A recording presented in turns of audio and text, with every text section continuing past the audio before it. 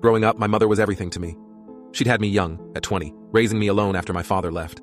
My grandparents helped us, but for the most part, it was the two of us against the world.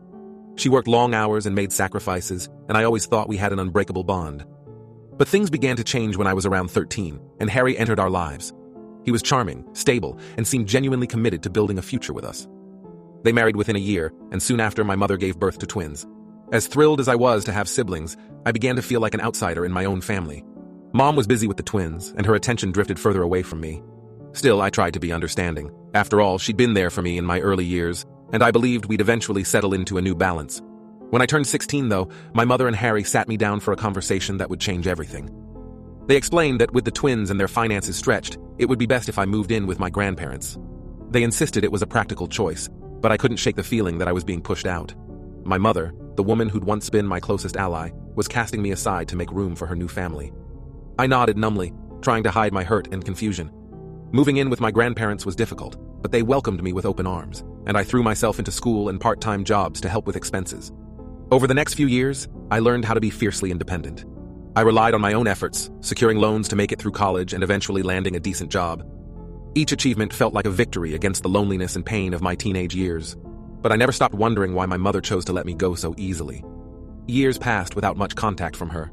Then one day, she reappeared on my doorstep, her face a mixture of desperation and forced warmth. She and Harry were in financial trouble, she said, and they needed help. "We're family," she pleaded, like that simple word could erase years of silence. For a moment, I felt a tug of the old loyalty, but her words stung. Family? Wasn't I family when they'd pushed me out? I took a deep breath, feeling years of hurt bubble up, and told her no. She didn't take it well. Her expression shifted in an instant. She accused me of being ungrateful and selfish, abandoning them in their time of need. Harry, standing behind her, joined in, telling me I owed them. I could barely believe what I was hearing. I looked them both in the eye and said, "You abandoned me first." They left angrily, but that wasn't the end of it. My mother began showing up at my workplace, causing small scenes that left me humiliated and furious. She was relentless, trying to shame me into supporting her and Harry. I considered filing a restraining order, but even that felt too extreme. I wanted a clean break, not more drama. My grandparents, seeing how much this was affecting me, encouraged me to stand my ground.